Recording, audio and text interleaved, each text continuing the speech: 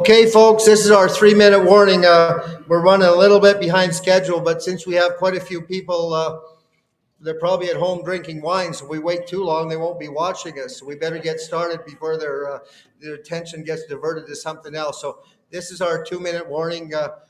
Joseph Burgo is going to speak first, and he's actually going to be introduced by Theo Fleury. And so if everybody, Svetlana, the last person sitting down has to buy the first round of drinks. So I'm giving you this chance to find a chair or your wallet, whichever you like. Let's get started. Everybody find a chair. Okay. Yeah. Roger and I were both talking earlier, and we said if we could get paid by the mile, we're retired now, which anyway, Roger's put on 1,000,000 miles trying to defend freedom in Alberta over the course of the last year. But that's another story, which we'll talk about later. But anyway, I think we're ready to go. And now, where did our guest speaker go? He's right here. Are we ready, Ryan, or not quite ready? I guess actually Joseph Burgo knows who he is, and he's going to be introduced by Theo Fleury. Is there anyone here who doesn't know who Theo Fleury is? Oh, good. Well then we'll just Theo, come on up. Everybody knows who you are. I don't think I have to say anything more. It's just he's going to introduce. Oh, here. We've got one lady. She's a real good government girl. Like she just works full-time politics, and that's what we like. Is people are focused. Like these people who watch hockey in their spare time. Like I mean, I don't know about them at all. But anyway, so friends, welcome what is it? One of the members from Team Canada. He's literally been on Team Canada, but he's on Team Canada again. So Theo, welcome to Calgary. Welcome to our Freedom Conference, and go ahead.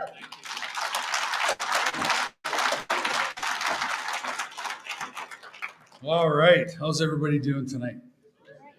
Awesome. Thank you so much for coming. You're probably wondering what a former NHL hockey player is doing, talking about politics. But, what was it? In 2015, I saw my good friend Donald Trump come down the escalator. And I said to myself, I go, what the hell is Donald Trump doing coming down the escalator running for president of the United States? And at that time, I didn't really know if I didn't have an affiliation to the political world. So I didn't know if I was conservative, liberal, libertarian. I had no idea what I was. So I started doing some research. And of course, I went to CNN first. And about a month into watching CNN, I was like, something's not right here. So I switched over to Fox and started watching Fox. And then I realized that there was a right and a left, right? And I figured I was somewhere in between. So I'm a patriot. I'm a freedom lover. I'm a freedom of speech. And, I believe as a citizen of Canada, I have three main things that I need to do for my country: pay my taxes, stay out of jail, and vote. Other than that, I do not need the government involved in any part of my life whatsoever.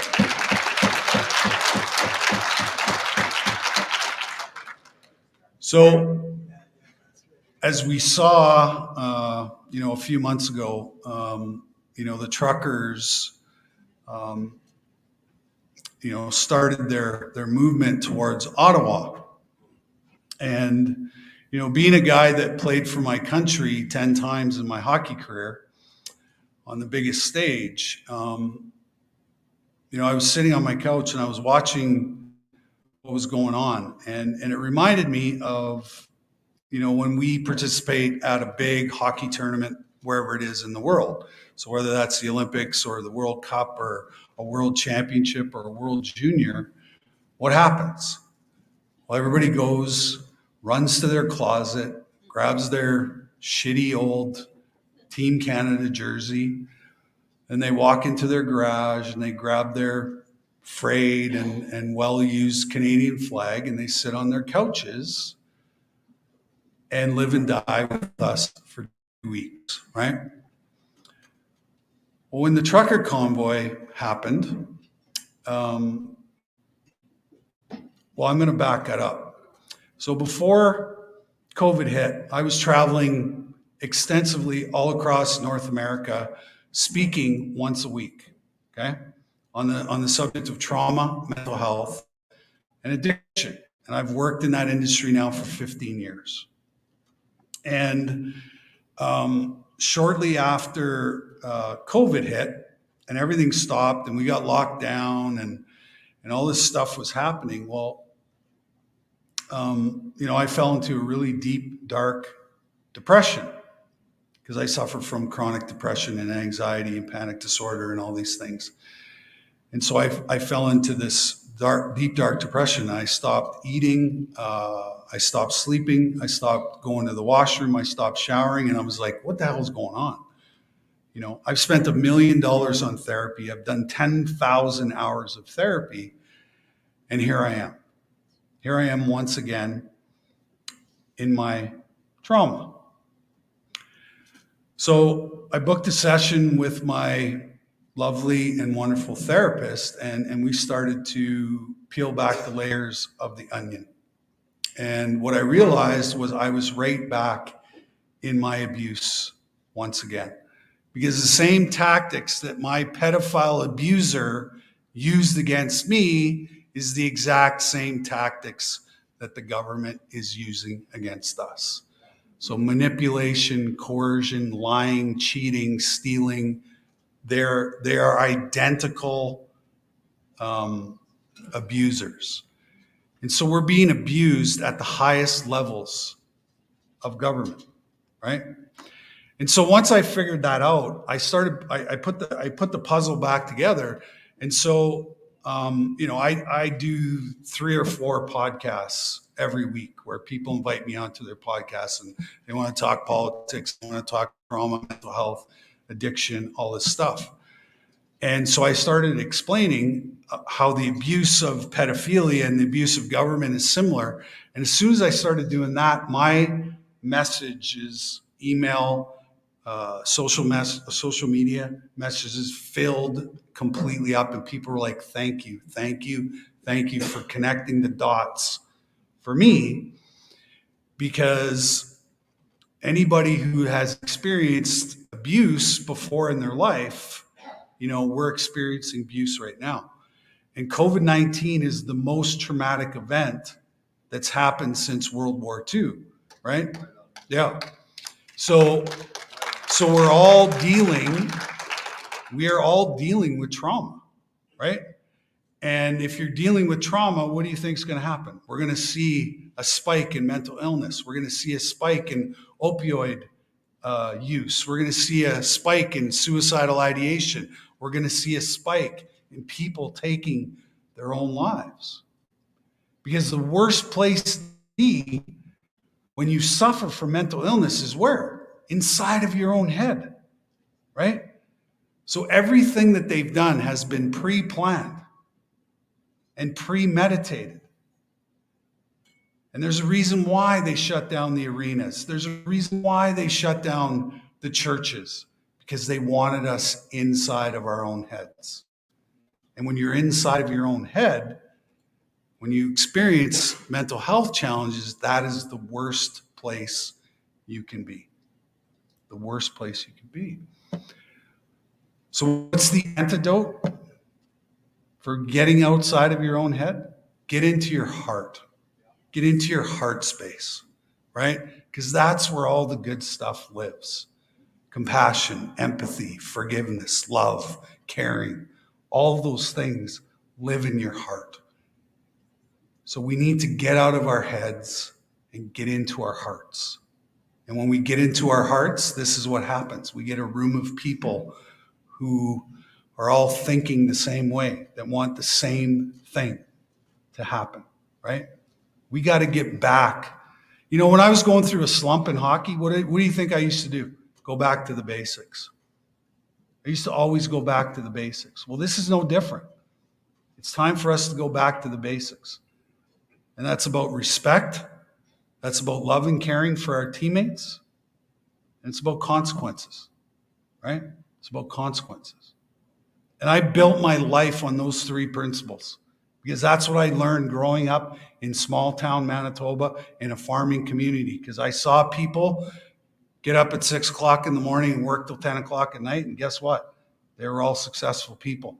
And they drove nice cars and they lived in nice houses and they went on great vacations. So I knew in my heart, if I worked harder than anybody else, I would achieve everything that I wanted to achieve in life, right? And we've gotten so far away from those basic principles. And the core of Canada, the core of who we are as people is we work hard, we love and care for each other, and we look after each other, right? And all this wokeism shit has got to go. Like, it's got to go. It's got to go. So the guy I'm up here to introduce you to was a guy that called me when he was on the was on his way to or back to, yeah. And his name is Joseph Burgo, and I had no idea who the hell Joseph Burgo was. But after I got off the phone with him, he was like, "Hey Theo, I'm running for the leadership of the Conservative Party of Canada." He said, Would you support me? And I said, yeah, I might want to do that. And he said, I said, well, what are you doing? He said, well, I'm going to go take on a bunch of communists. And I was like, perfect. I was like, perfect. Because you remember what happened in 1987 at the World Junior in Czechoslovakia? We brawled the Russians. So I've already fought the communists before, right? And we won, right? We won.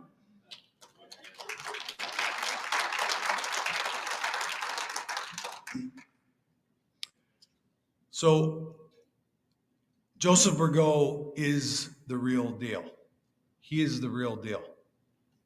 His principles, his integrity, his love of people, his love of country is second to none in any politician that I've ever been around. He is vulnerable, he is kind, and he wants exactly what each and every one of you want in this audience. And he is just an amazing, amazing guy. And so with that, I want to introduce the next leader of the Conservative Party of Canada, Joseph Burgo. Thank you.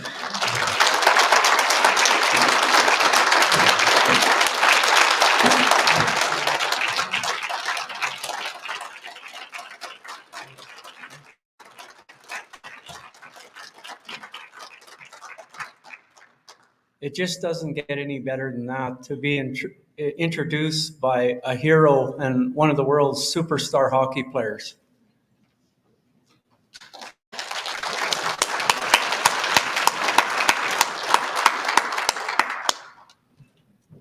Theo, I've gotten to know him here over the last month and a half or so, and you want to talk about heart. Every time I listen to him, he just opens our heart chakra and really moves us. So I can't thank you enough, Theo, for all you've done to help Canadians to stand up for truth, freedom, and justice for our country, and the support you've given me. Words can't speak enough to what you've done here. So thank you, Theo.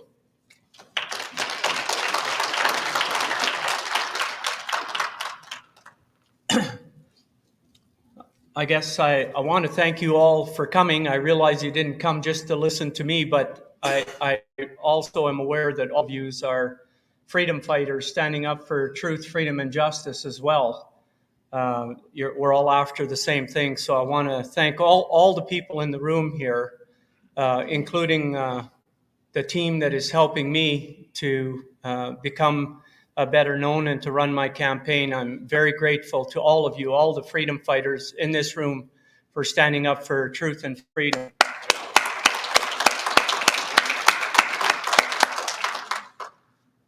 The other group I want to thank is the truckers, and likely there are many of you in the room here. I know, some of the faces here. I know Stephanie, Andy, and there are others, many others. How many truckers here that were in Ottawa? Yeah.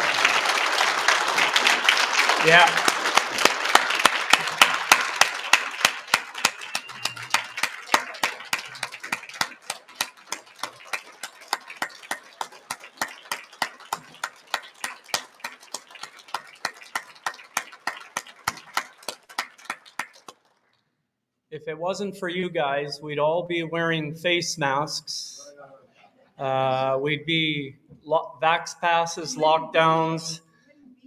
Yeah, we would not be here, if it was not for the truckers. And I would not be doing what I'm doing right now either, because it was the truckers that emboldened and empowered the freedom-fighting Conservative members in the party to ask Aaron to take an early vacation. So I'm incredibly grateful to the Canadian truckers for what they did to stand up for truth, freedom, and to end the mandates and to unify the country. I drove down with a professional videographer, and we interviewed truckers along the way. I was co-founder of an organization called Canadians for Truth, Freedom and Justice. We formed that in the fall of November 2020. That was formed as a result of, we could see in January, February, March, April of 2020, when they were suppressing the truth about therapeutics. And I'm looking at Dr. Roger Hodgkinson here. I had spoke to him, and I knew that there was a problem, a serious problem, and many of us here had figured that out, that there was dark forces behind the scenes controlling the media, preventing the truth from coming out about hydroxychloroquine with zinc, vitamin D, and other therapeutics that came out a little later on in June of 2020, ivermectin. The science was showing clearly that these therapeutics could have saved lives, prevented and treated COVID. And yet to this day, doctors still cannot prescribe these proven therapeutics. And yet if you go to C19early.com, there are over 1,000 studies there. The majority of them are peer-reviewed, showing Dr. Peter McCullough has said that as many as 85% of the people that have died with COVID or from COVID, those lives could have been saved if the therapeutics had been released. So I believe that there are crimes against humanity that have been created. And I think, assuming I'm elected leader of the Conservative Party and become the Prime Minister of the country, I would be setting up a commission, doing everything in my power to set up a commission to investigate what happened. Why have the therapeutics not been released? Who's responsible for holding these back? I'm a truth seeker, and the facts show clearly that they worked. So there's malevolent activity going on there.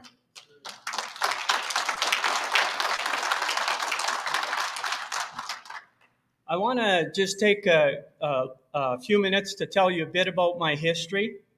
I grew up in small town Saskatchewan in a farming community. My father was a brilliant mechanic, owner of a farm implement dealership. Some of you in the room may be aware of Borgo Industries, Borgo Tillage Tools, which is the company I own. My brother Jerry owns Borgo Industries. My brother Claude owns Dry Air and Assy Industries, and Jerry also owns Highline and Dry Air.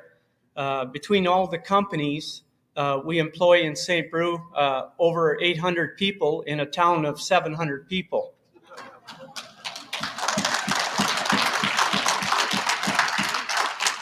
So I want to do that for all of Canada.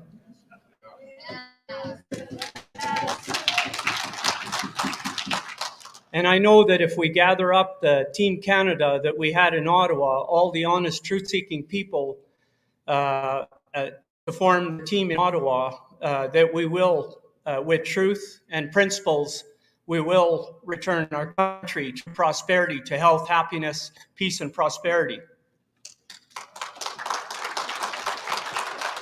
So when I was growing up, I grew up with parents that were super honest, never ever lied to us or twisted the truth.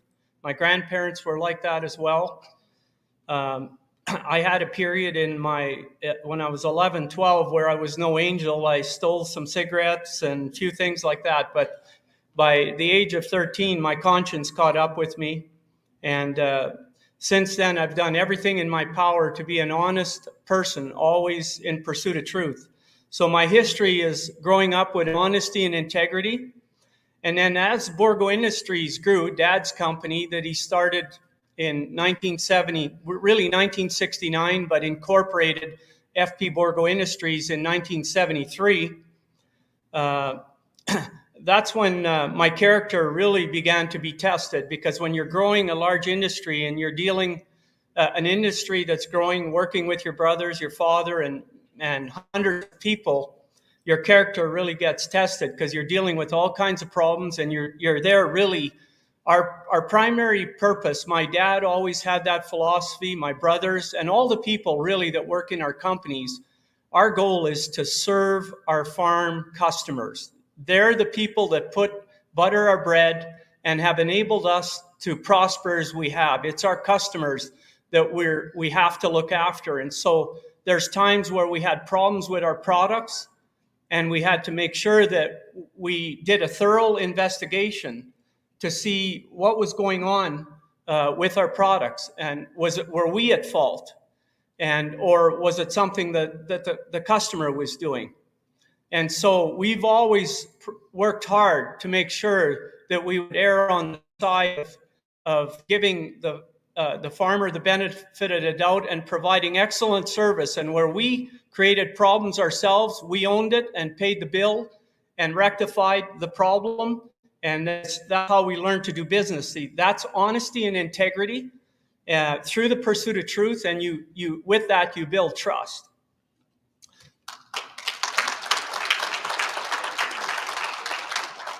So that's one aspect of leadership, is dealing with your customer. And in this case, in the political world, if you're elected to serve, that's your customer. The voter, you're there to serve the customer, to listen, and to make sure that you're always keeping your customer's interests, the voter's interest, at heart. And if I were elected leader of the Conservative Party and Prime Minister of the country, I can tell you, 100% commitment, my efforts would be to serve the people of Canada and not to serve any entity, corporate or otherwise, unelected officials outside of this country.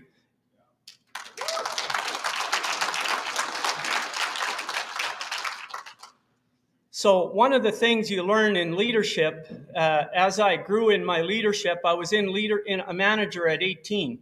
After my first year of university, I set up all the accounting systems along with my brother, Jerry, in Borgo Industries. And one of the things that I learned in leadership is that, obviously, honesty and integrity. You always tell the truth, the good, the bad, and the ugly. You own your mistakes, because that's what builds trust with people. And that's what's missing in our country right now, is trust. And I know that the Western alienation that we're dealing with, it's because for too many years, decades, Albertans have dealt with the feelings of being lied to and being betrayed and being attacked. And so there are other provinces that are dealing with similar feelings. Newfoundland, for example, I hear from them similarly. And so and the only way that I can see that we can correct those problems is by electing honest, truth-seeking, principled, fiscal, and social conservatives in our country.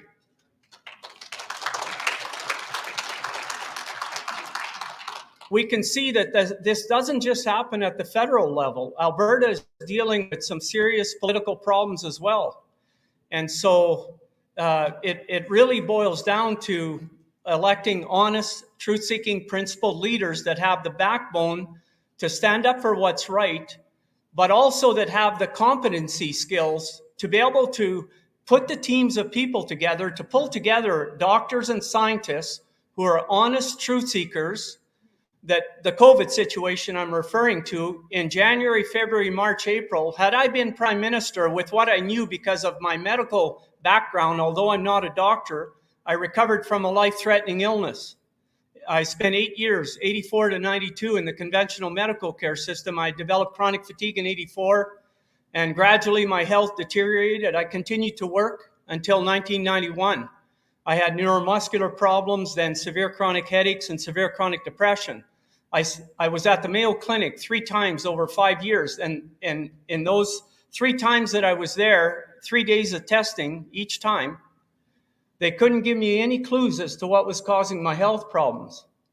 But I grew up in research and development. I learned how to do investigation. And so in 92, when I was basically on my deathbed, I didn't know whether I was going to live or die by that time.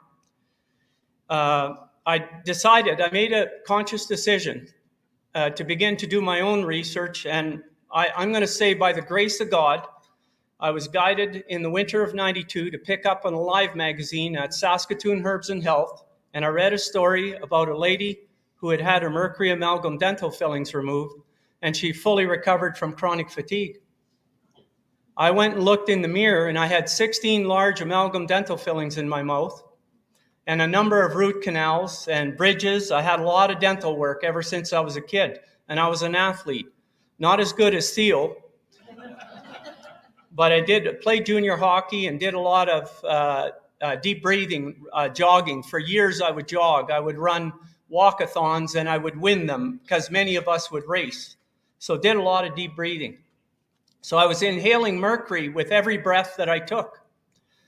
And so if anybody's interested in more about this, write down It's All in Your Head by Dr. Hal Huggins and read that book before you do anything. Don't ever go to just a regular dentist to have them removed. It's got to be done with great care, and you got to make sure you're putting in the right material. But anyways, I applied my research skills, and I found the world's leading researcher, had my amalgams removed, and began to recover immediately. By 1995, I had recovered enough. I had been eating an all-organic food diet since 1992, and I recovered enough. I opened the health food store, the LifeWise Health Center, and my wife and I began to help many other people to recover from many different types of health problems that we had uncovered as we did our research to regain our excellent health in our family. So that kind of helped prepare me for what took place. I'd studied natural health and healing for like 30 years before COVID hit. I had followed the best doctors in the world, Dr. David Williams, Dr. Joseph Mercola, and others. I read hundreds of books in physiological health, emotional health, mental health, spiritual health, environmental health. And I worked at all five levels in order to regain my excellent health. I can work 18-hour days now. I haven't really had a day off since March 10th. It's go, go, go. But when you have excellent health, that's the way it is. You can give her when you need to.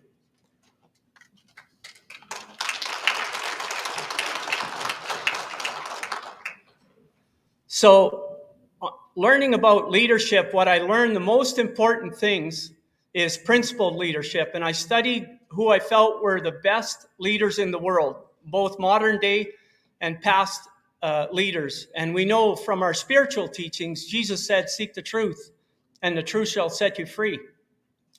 Buddha said, there are only two mistakes you can make in life. One is not to pursue the truth, and the other is not to go all the way.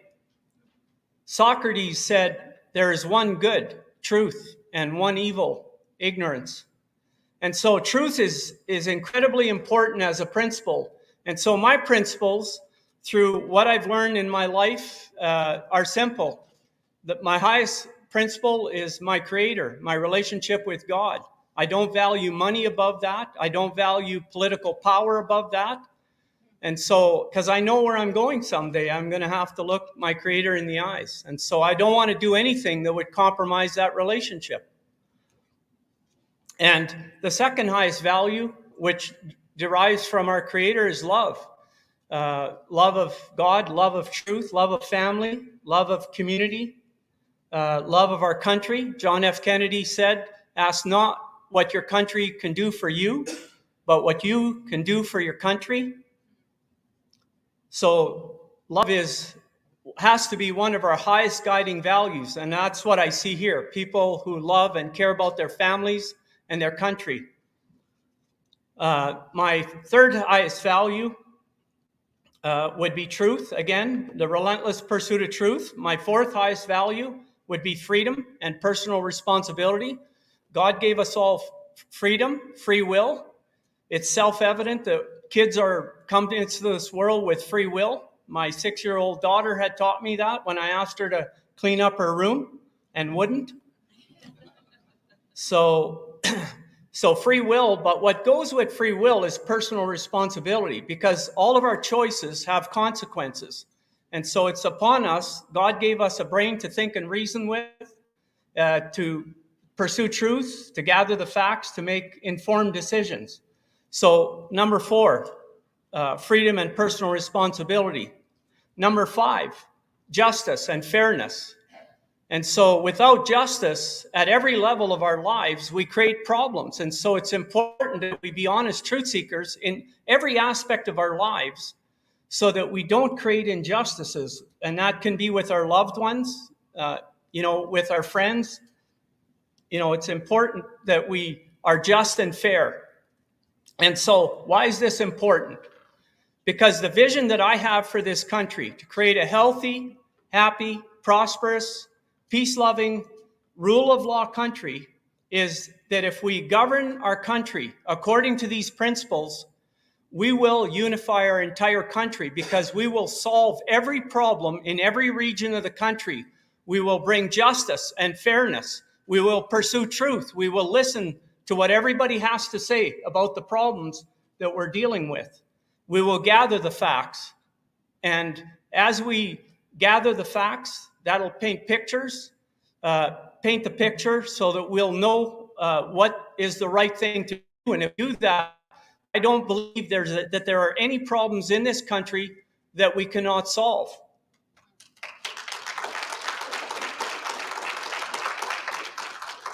And so the policies that we would be implementing, they would be policies based on those principles.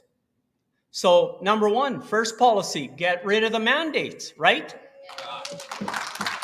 Because they're in violation of our God-given rights and freedoms. They're in violation of the Charter. They're in violation of the Criminal Code. Section 3461, extortion. We're extorting people.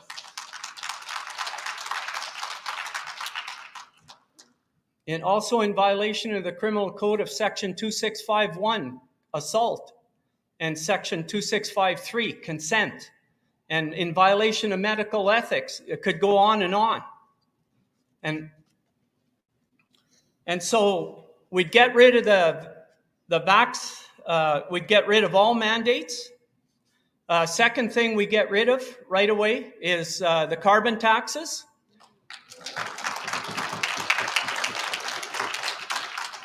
And why would we get rid of the carbon taxes, right? Why?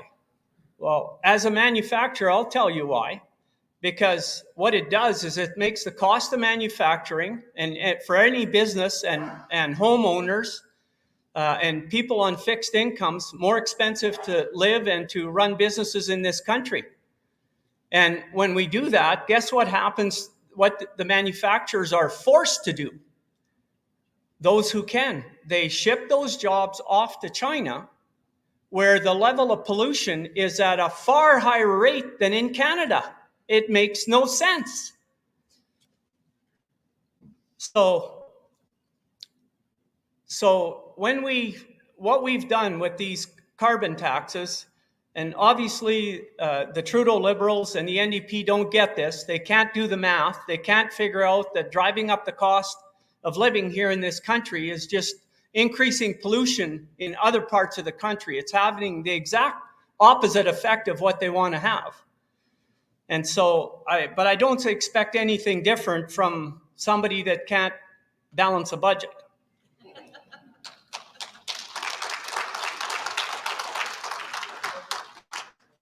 So the third thing that we would do is there would absolutely be no digital IDs in this country if I were leader of this country.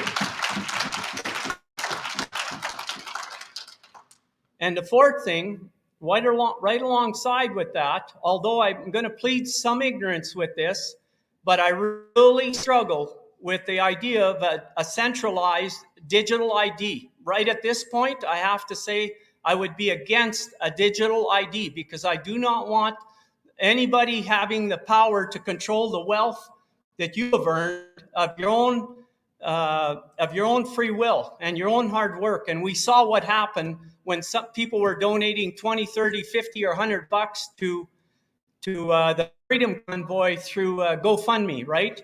So no, I would never ask you to trust me that I'm going to give you a good digital ID, because you might get an honest government, but the next one right behind you could be corrupt.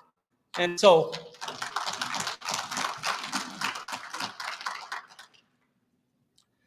the fifth thing that I want to talk about that I would like us to do, and I've really have worked on this for the better part of 25 years. In 1998, when I was 3 years into the health food store, I could see that I had been eating an all-organic food diet for 6 years, and I saw what it did to the health of my family, and it was unbelievable.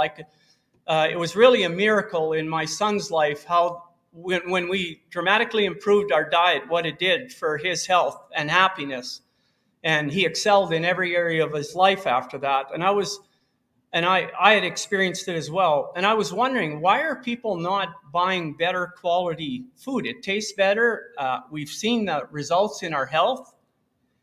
And I had the insight that it was because they couldn't afford it. You know, you would talk to somebody until you're blue in the face. And if they couldn't afford it, it would glaze over. So I researched and wrote a book titled Why Lower Taxes for All Canadians. And what I figured out, and it's just pure math, my university training is accounting, so it's just pure math. The budget to live for a single adult at the true poverty line in 1999 was $25,000 net disposable income. And so today I've updated the budget in 2018, 2019 in a new manuscript that I've written. I've not published it. The Way of Truth, I title it. The best ways to eliminate poverty, sickness and disease, depression, suicides, crime, and how to create a healthy, happy, and prosperous society. 52 chapters, because I like to play with a full deck of cards.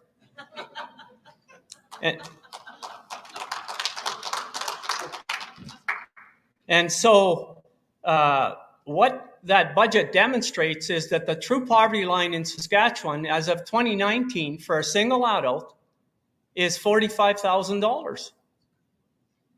And yet here in Canada, for as long as I can remember, we have a basic personal exemption in this country of $12,000. And the provincial Alberta's, of all the provinces, Alberta has the highest. It's close to $20,000. Saskatchewan is next, $16,000. But think about this. We don't tax a business before it's profitable. So why on earth would we tax our citizens before they're profitable?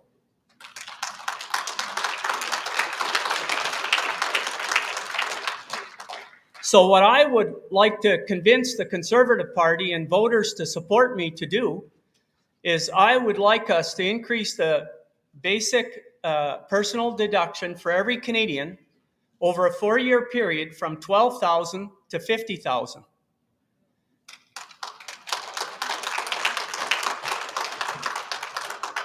Plus, we would allow income splitting for married couples up to $100,000. Plus, we would allow a $20,000 deduction per child.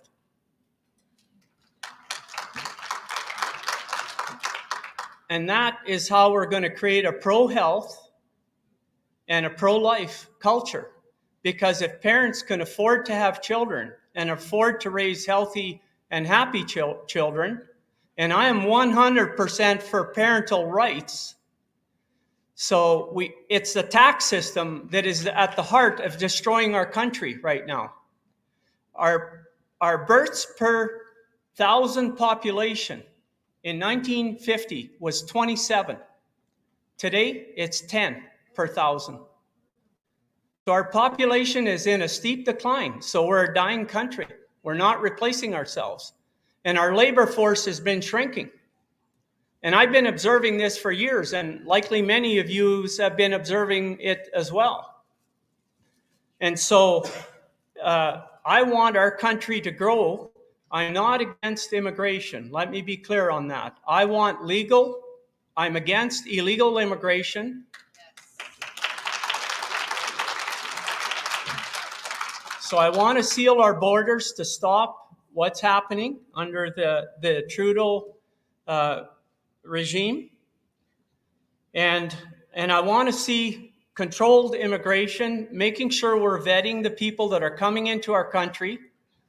that they would share our values so that we can maintain our culture of God, loves, truth, freedom, and justice.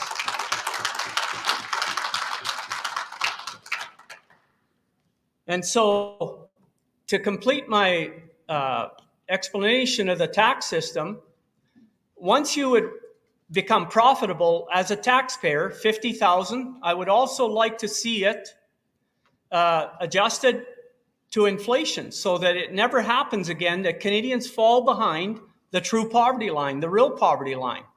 So we need to adjust for inflation. The other thing then is we would all pay a flat tax. So if you had a postage stamp that size, you could put what your income was. You'd have your $50,000 deduction, and it would be a flat tax. You would send in any amount over $50,000 up to $1 million would be 25%, 15% federal tax, 10% provincial tax. Over $1 million to $100 million, you'd pay a 30% flat tax. Between $100 million and $1 billion, a 35% flat tax. And over $1 billion, we're going to take 100% of your income because you guys are the problem in the world.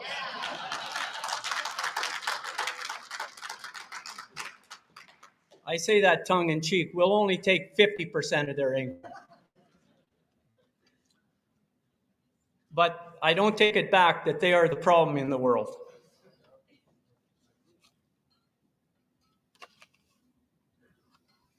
So a conservative government under my leadership would uphold and, if possible, amend the Charter of Rights and Freedoms so what happened here over the last 2.5 years could never happen again.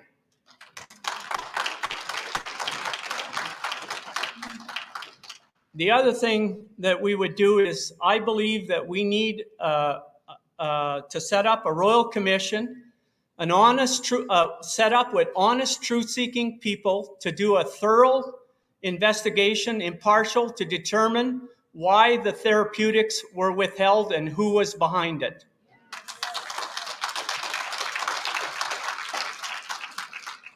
I would like to see also a royal commission in charge of investigating the experimental gene therapy, because many people have died and have been injured by that. I feel, yes. And so I think we need a thorough investigation of the science, and again, by honest, truth-seeking, principled scientists and doctors like Dr. Hodkinson, who have stood up and spoke the truth over and over again all across the country on these issues.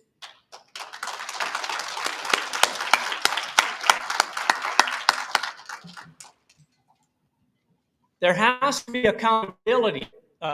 And so on that note, what we will do with the Center for Bullshit Control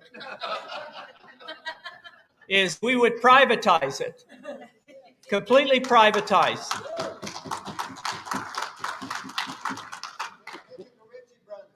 Right on. So we would set it up as a private corporation, and each one of you who already own it would get Class A shares to it. You would elect the board of directors. You would set up the vision, mission, core values, and principle statement, although I would suggest that it be the pursuit of truth at the top of the list. And that board would then hire the operating management team to make sure that the CBC does what it should be doing, is pursuit of truth. And we would cut off all funding to all media. There would be no more government funding.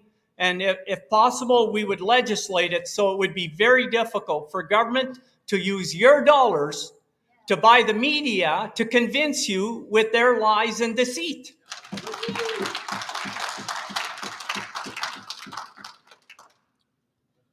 So the other thing that I would be doing, of course, with the carbon taxes gone, it goes without saying that we would effectively be pulling out of the Paris Accord.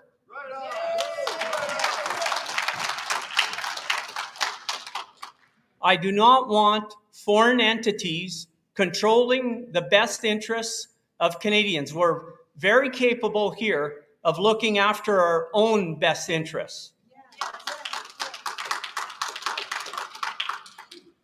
So, having said that, I believe that having a strong oil and gas sector so that we have competitive natural gas, gasoline, and diesel prices for the benefit of all Canadians is very important to have a strong oil and gas sector. But I also feel it's also very important that we have a clean environment. And my son-in-law, who's here today, Ryan, has been in the oil and gas sector for 14 years. He's now, to my great benefit, the general manager of Borgo Tillage Tools.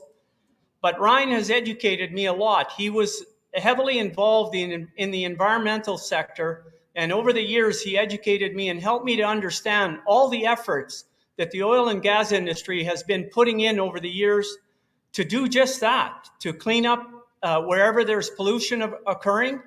And so having a very profitable oil and gas sector gives them the profits to invest in the new technologies to continue to clean up the environment and wherever possible to eliminate pollution. And why that's important that we do that is because if we, the Conservatives, are not responsible stewards of the environment, those who are sensitive to that issue are going to vote Liberal NDP.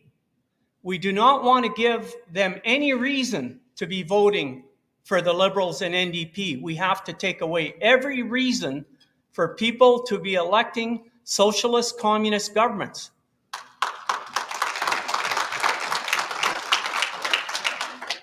And on that note, to me, I started working on this when I was in my 20s, when Pierre Trudeau was in office.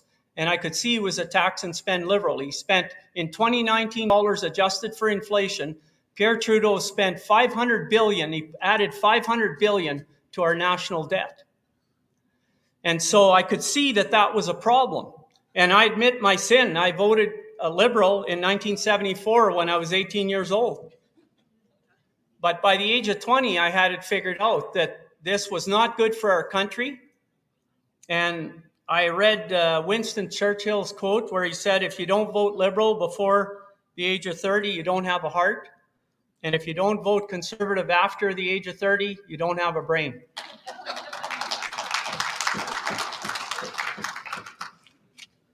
And so that's when I started working on the tax system. And this all pieced together for me. I could see that the way that we can defeat socialism and where the Conservatives have consistently failed to look after the lowest income Canadians when we were in power, we didn't raise the basic deduction to the true poverty line. So were we really caring for Canadians? I say not. And I want us to be the face of a new Conservative Party that cares about every Canadian, and we're not going to leave Canadians in poverty. And that's why we're going to reform our tax system. And by doing that, what we're doing is we're encouraging people to work. We're just letting them keep their own earnings. That's all we're doing.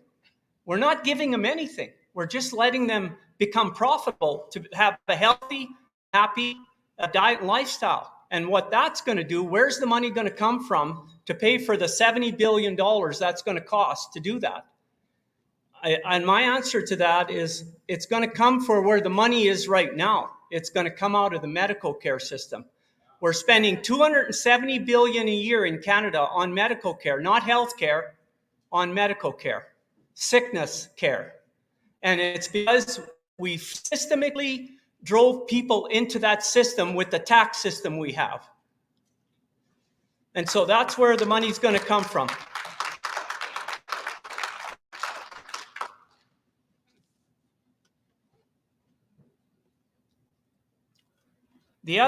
On a final note, the other thing that we're going to do, which is maybe should have been the first thing, we're going to support our military.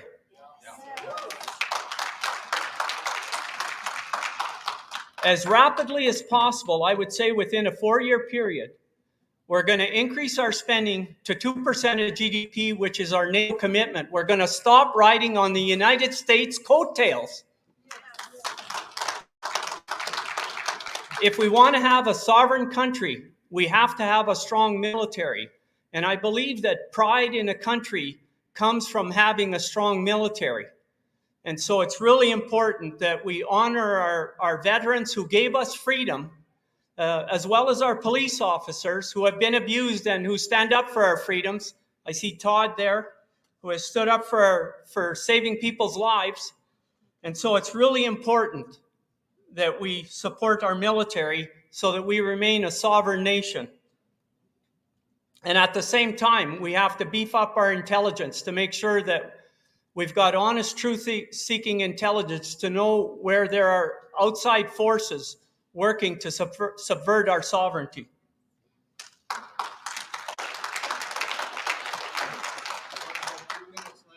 Yeah, I'm on my final note here.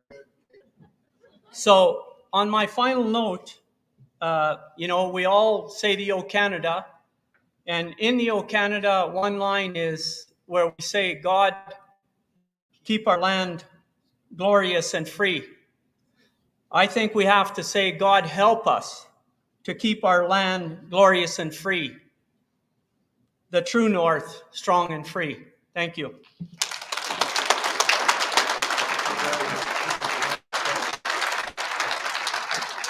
Yeah, that's right. Give him a hand. Yeah.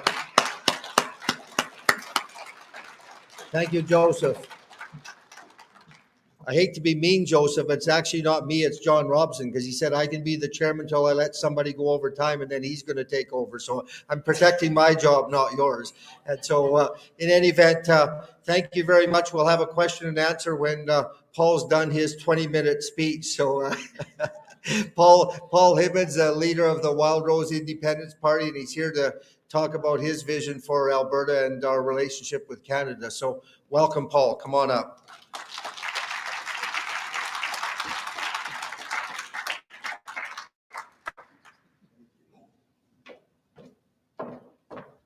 That's not like Danny. I thought he was going to talk for 15 minutes, then tell me I had 5. Anyways, it's great to be here this evening. We have a lot of problems. We're in trouble. The world has a lot of problems. The world's in trouble. What do we do about it? When I look around the world, and I've had the opportunity to do a little bit of traveling, you realize real soon that the troubles of the world are caused by politics. It's government, it's power, centralized power, the corruption that's allowed to have there.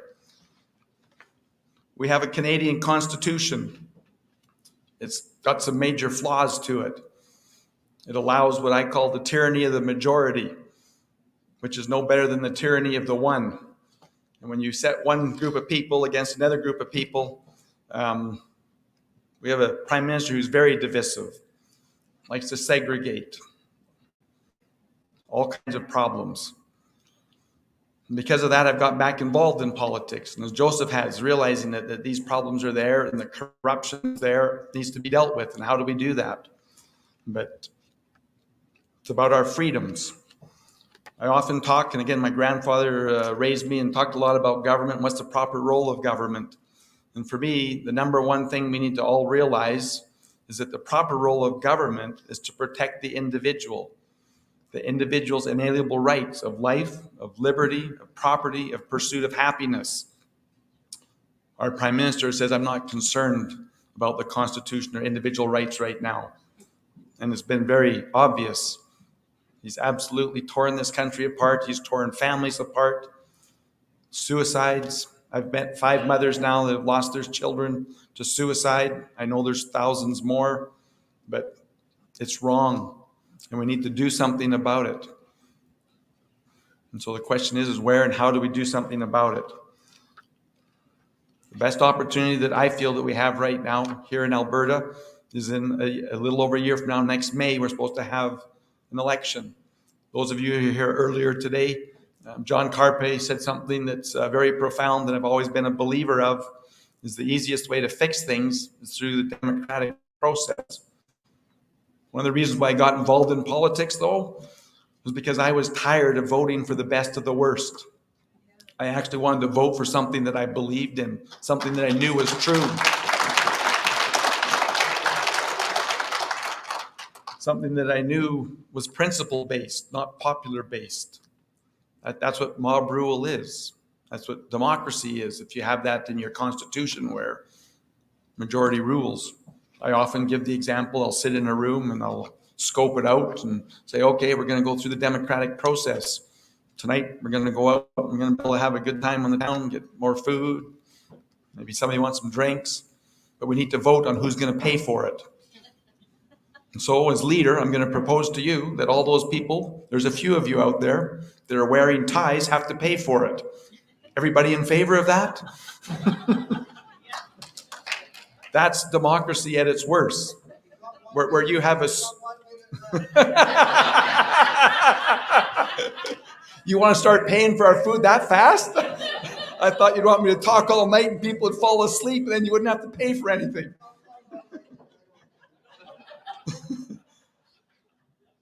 But we need to go back to what I call, and again, our Constitution actually starts out brilliant, that we recognize the supremacy of God and the rule of law.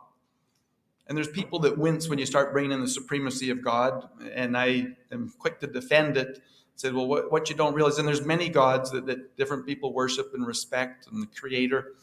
But the reason why it's so important in a constitution that it starts with that is because if there isn't the supremacy of God, then that means there's some supreme ruler, some supreme power on earth that gets to decide what our inalienable rights are. To me, these are bestowed on us from God. Every individual has it, and we're all to be protected the same. That's the role of government. And this idea, again, as John pointed out again, the greater good for the greatest number is categorically wrong. And again, as Theo's talking about, the abuse and how they bully and make you feel bad and guilty and all the secrets and everything else, it's wrong. And these are things that our Constitution allows us to do.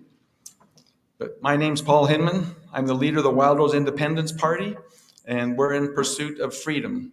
We're in pursuit of protecting our individuals here in the province. And we have an opportunity in a little over a year to do that, to secure that here in Alberta. And we can be a beacon of peace, prosperity, and the good life throughout the world. There isn't really a beacon right now.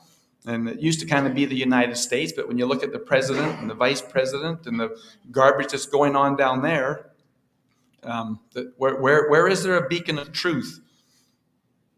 Where is there a government that's actually based on a justice system instead of some corrupt, rotten legal system where the wealthy are able to run over the others and ramshot, and there's nothing that you can do about it? You spend years, and again, we've been putting our hope in our Constitution with different groups trying to get into the courts, but the courts are corrupt.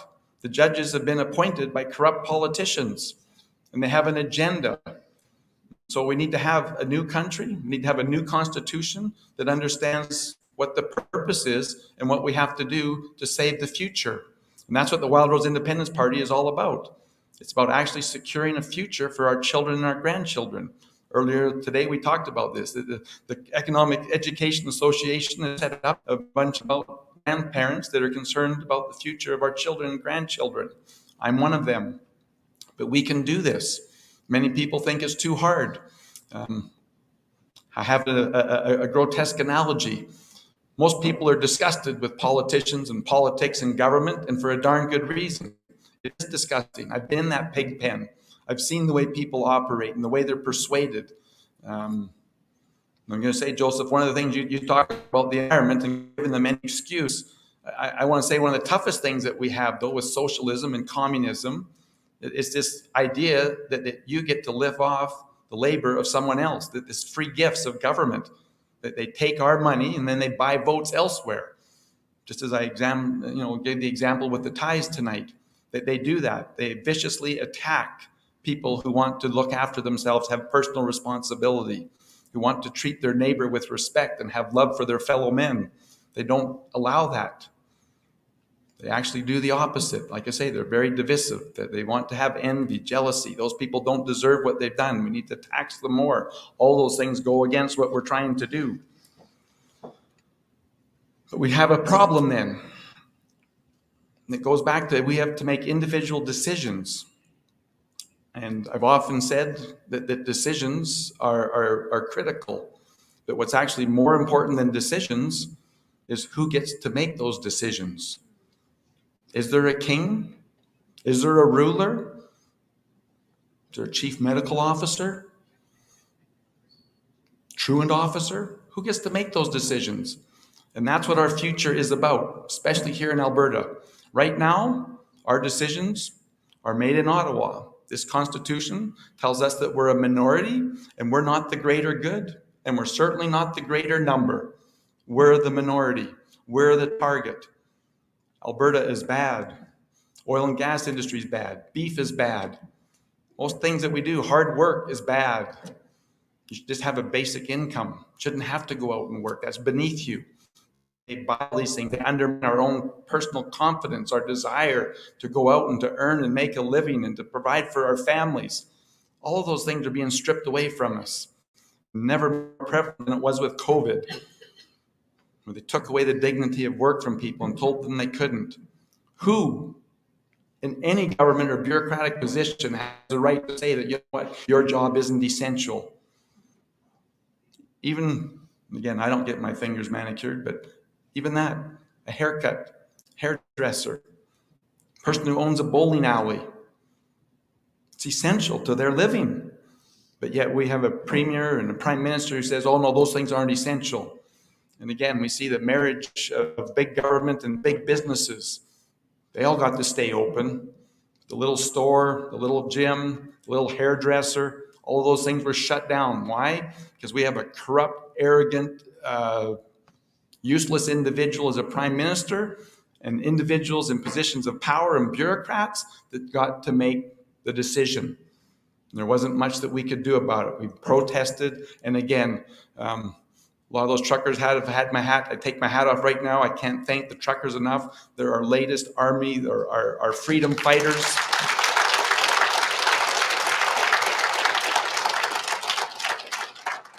They woke up many Canadians to realize that this is wrong. Another critical thing about freedom, you have to realize that you fight for someone else's, not your own. So when you see someone else has been mistreated, like the truckers were, and the nurses that worked for 18 months, and the doctors 18 months on the front line, being exposed to all of this, then they said, if you don't take the injection, you're fired. Met a mother up at Fort McMurray, 32-year-old son, very successful, working for Suncor. And for the 6 months from June up until December 1st, he kept telling her, give me liberty or give me death. Yeah, we'll fight for our liberty.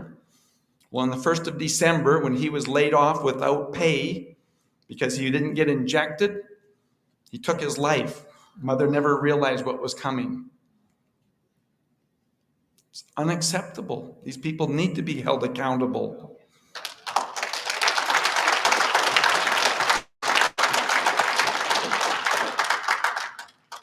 The environment is important.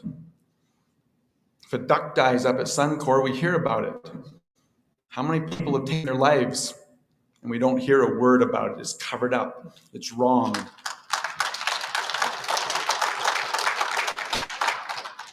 It reminds me of a forum I went to back in 2007 or 2008 at the University of Alberta. I was the lone Alberta Alliance MLA in the legislature. I was the only one, if you guys remember, that our premier was going to have a royalty review. Decimated our industry.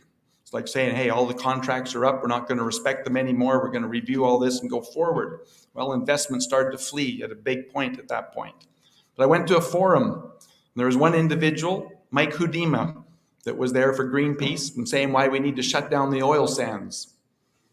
And I listened to this battle going back and forth, and individual who's pro-oil sands and what good it would do, the miracle that oil is and what it does to our lives. There's two things that are so important. It's the price of food and the price of energy. And again, Wild Rose, absolutely. There'll be no carbon tax and there'll be no net zero. Absolutely out the window and gone. No UN, no WEF, no WHO, no IMF.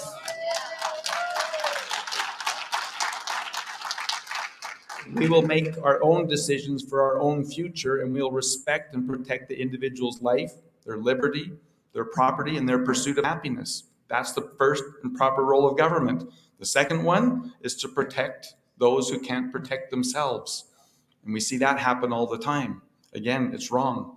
But going back to my story of my FEMA, talking about how bad the oil sands were, tar sands. Now we had to get rid of them and eliminate them. And at the end of this long forum, they were each given 2 minutes to sum it up. And I turned to my colleague and I said, there is no way in a lifetime, 2 lifetimes, that he could possibly explain to me all of the ridiculous ideas that he's perpetrated here tonight and pushing forward. And then Mike Hudima opened his mouth, and this was a wake-up moment for me. He says, first of all, I want each and every one of you to realize in here, for me, that people or man is not the most important animal on this earth. I looked at my colleague and I said, holy crap, he did it in 10 seconds. Was I ever wrong? And then he went on to say, number 2 is that historically, we've had breakthrough in technologies that have saved us, but we've hit the limit. Never heard of peak oil? Well, how about peak technology? Like who thinks these things, that there's nothing new to learn when there's so much? The more we realize and understand something, we realize how little we know. But here's this individual saying, oh no, we've hit peak technology and we can't save anymore, we're done.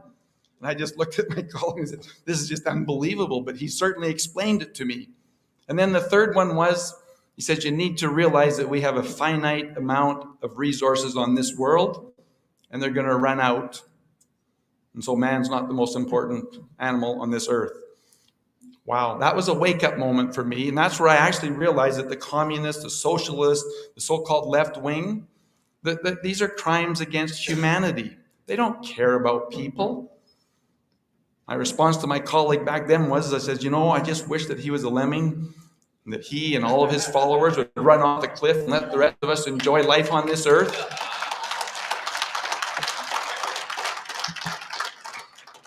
But bottom line, we have such an exciting opportunity. You look around Alberta, and I'm sorry, Joseph, I realize you're trying to save Canada. I don't have the big ambition. I don't want to save Alberta. And then you guys can watch, and then you can save the rest of the country if you want to follow us.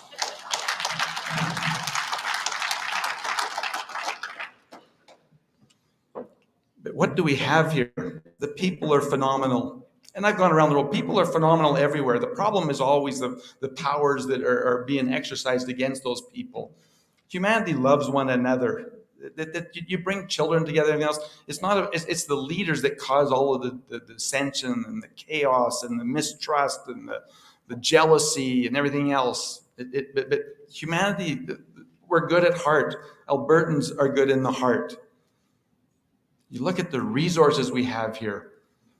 $1 trillion plus up in Fort McMurray. You want to talk about taxes? How many corporations start off in the hole? And how many years? Is it 5 years? If you're not going to break even and start making money in 5 years, you shouldn't have it.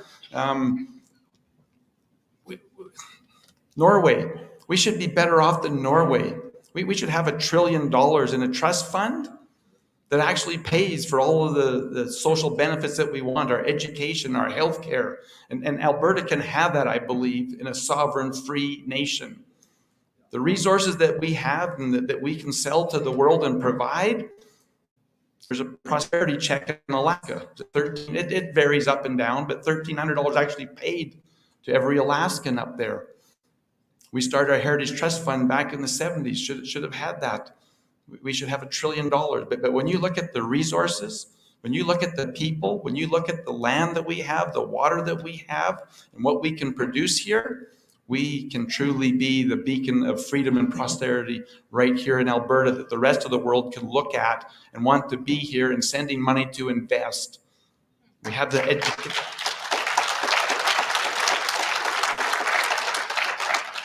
We have an education system that we can reform and have access to do more research. It's just exciting to me to think where we could and should be if we actually had a government that wasn't cancerous. Right now, what we have is government that's out of control. It's like cancer; it can't stop growing and eating more and taking more, and it's got both hands in our pockets. Actually, before that, it grabs our income before it comes out. In a sovereign Alberta, in a free country, shouldn't be any property taxes. How can you say that we own our property when we got to pay rent every year to the government? If we don't, it's taken away from us. You want to talk about the ultimate corrupt power? It's the CRA. You're guilty until you can prove you're innocent. Unacceptable.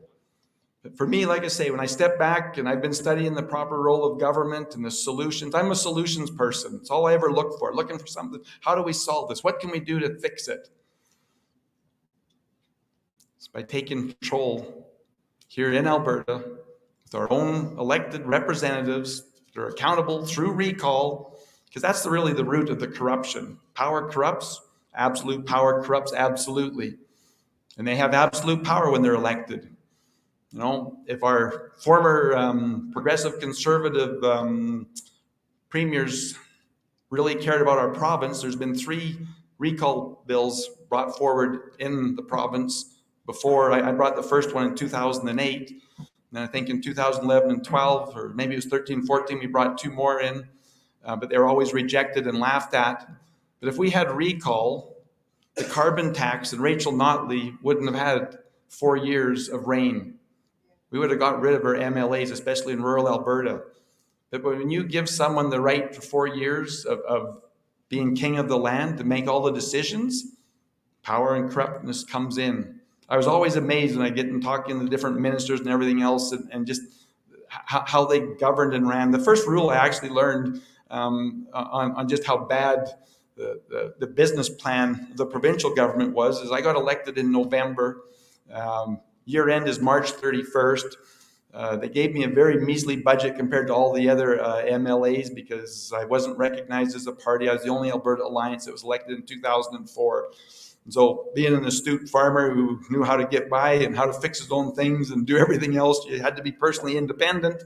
I'd saved $15,000 because I needed to have research people for the next few months, for April, May, and June when we were doing the bills. And I went in and I presented my budget to management in there because you have to account everything in government to those individuals. And they laughed at me and says, "Oh, Hinman, you're so naive." I says, "Excuse me?" This was March 15th. He says, "You've got 15 days or 16 days to spend $15,000. And if you don't get it spent, you lose it." It's called March Madness in Edmonton. And it's in many government organizations. If you don't spend your budget, you lose it. What a way to start off and what a waste. It's unbelievable. But that's just, like I say, very elementary level of the different problems in government and how we can do better.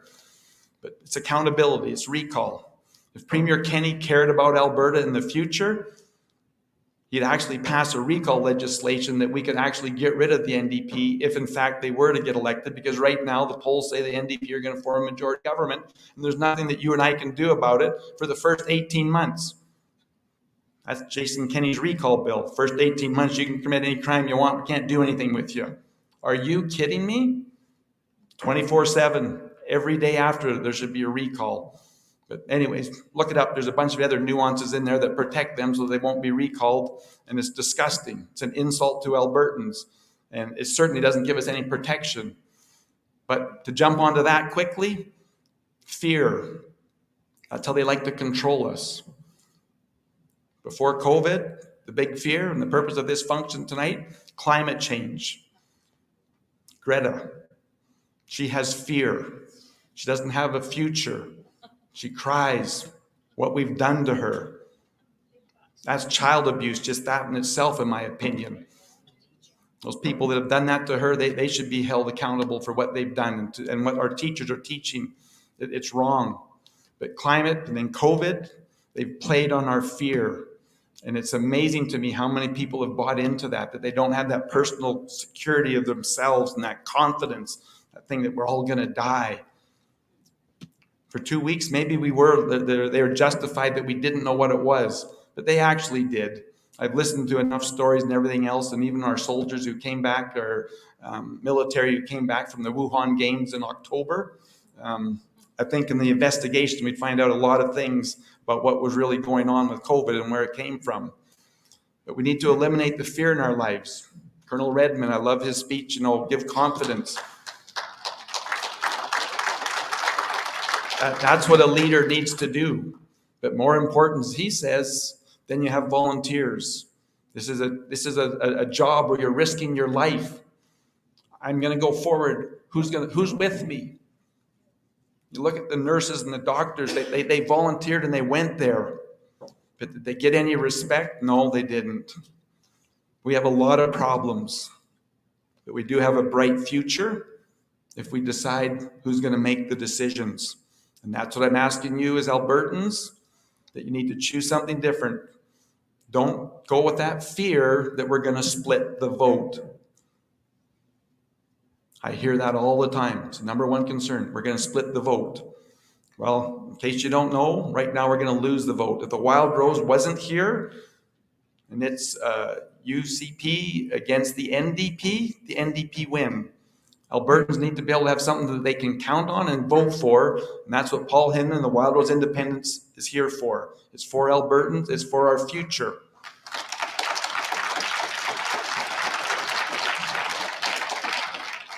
You can vote for something that you can believe in, and we're accountable through recall. This is a free trial. You can get rid of us if you want. You don't have to put up with it for 4 years or lose your money or put up with the tyranny. You will actually have that control. The power will always reside with the people where it belongs. The role of government is to protect the people's life, liberty, and property and their pursuit of happiness. When you can't stop the government from overstepping and reaching into your lives, taking away your livelihood, taking away your freedom to go to church, taking away your freedom of association, to protest, to even leave the country. Many of us are prisoners of Canada right now. We can't get out. That is wrong. It's wrong, and we need to do something about it. We need to be the ones who make the decisions that we're going to take control of our future, and we're not going to allow Ottawa to be that. Don't waste your vote on a legacy party that's in bed with Ottawa, and again, giving them the authority to make the decisions. You give Paul Hinman and the Wild Rose candidates that will be putting forward next year a majority government, that will give us the mandate from the people to stand up to Ottawa and say, we don't need you anymore. We're going to look after ourselves.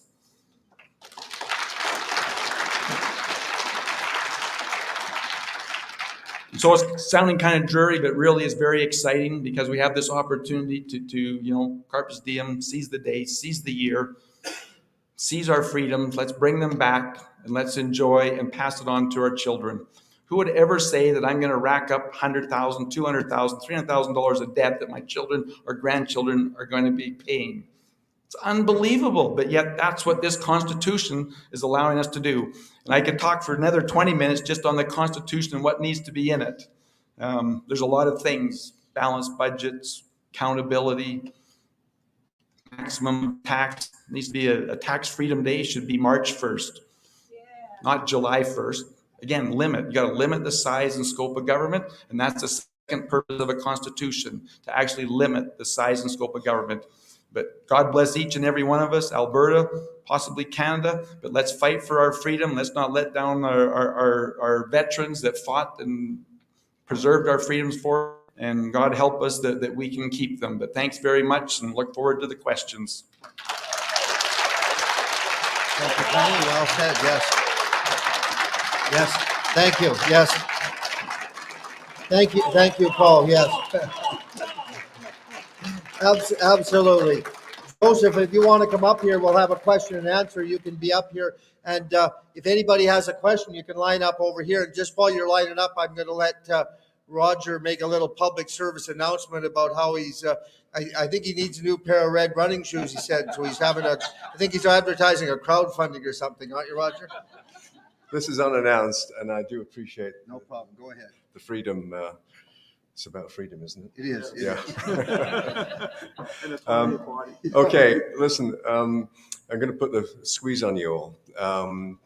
I'm part of Taking Back Our Freedoms, tbof.ca, Calgary-based organization headed up by Brian Peckford. You might have heard of it. It's an apolitical organization, all to do with simply taking back our freedoms. Nothing to do with politics, taking back our freedoms. And we have a fundraiser here run by my wife. Stand up, Nicole. And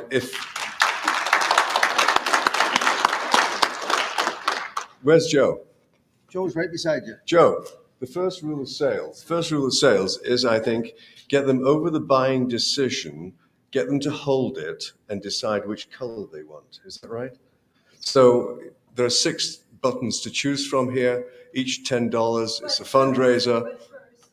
And I encourage you to pester Nicole and line up and help TBOF. Thank you very much. Just What? yeah. There we go. That's the kind of business I had. Here's the salesman giving stuff away to the truckers now. Yeah, exactly. Yeah. Anyway, thank you, Nicole. While we're doing public service announcements, Michael and Ivy Wagner at the back selling their 2 or 3 books, I guess. Mostly, I think his most recent book is No Other Option, and there's Alberta Separatism Then and Now. And so he's back there. All of you people who would like to save like 30 years of reading books and studying, you can just buy those 2 books, and it'll tell you how the independence movements have gone in Alberta over the last 100 years. So please stop and take a look at one of their books too. So do we have any questions? Anybody? Oh yeah, great. Come on up. I think you were in line once before. We didn't get to you. So come on, you can come right up here and ask your question, and then we'll let both of you take a chance at answering it. Well, sorry, just a question for you, Paul. I've always wondered. Speaking to the mic. Yeah. I've always wondered why Wild Rose kept the name Wild Rose, given some of the bad press it received and some of the sort of the aftermath of some of the previous leaders. That's always a question I had, and I was wondering if you could explain. Well, excellent question. I wasn't part of that. They actually formed the Wild Rose Independence Party, and then they asked me to come on and be interim leader. But again, historically, I actually was the first leader of the Wild Rose Party in 2008. Wild Rose is a principle-based party. The truth is, again, what is necessary there. And the Wild Rose didn't let you down. It was politicians who crossed the floor and betrayed us, and politicians who put on dancing shoes to dance with the devil. And so actually there's a lot of good, and again, I love the Wild Rose. If anybody here's from Alberta, you know how tough and resilient the Wild Rose is. And it's a good name. And yes, there's some people that have a bad taste, but that bad taste should be those people who betrayed us, not in the party. And I just don't see that as a problem. One of the things that's always frustrated me in politics, and again, if I'm going to go back, my grandfather was the provincial treasurer in the Socred government, and realized that had come to an end. And I actually worked very hard in 2000. We started a party called the Alberta First Party. And that was supposed to be Alberta will be the first to show what good government is. We'll have the first and the best education, because people follow the best. And again, with Borgo equipment and whatnot, success is there because you've served your people.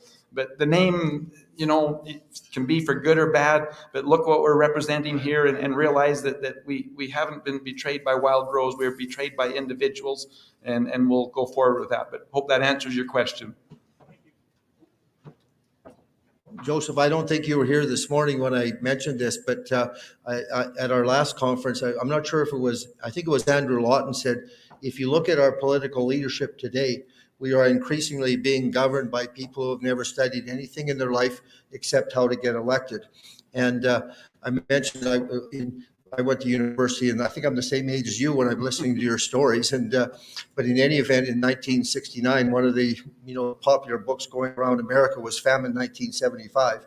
And they said one of the reasons that Famine 1975 never happened, in fact, now one of America's biggest problems is obesity, is because of entrepreneurs like you who took us from growing 30 bushel wheat crops to growing 100 bushel wheat crops. And so we admire you for the fact that you've actually been a producer of wealth, and you've actually done things, you've made things happen. And, we appreciate you being here with us tonight. And we actually reached out to all the leadership candidates, and you're the only one who was gracious enough to be here. And we certainly thank you for that. So maybe we'll see. Yeah, that's by all means. Go ahead, if you have a question, speak into the microphone.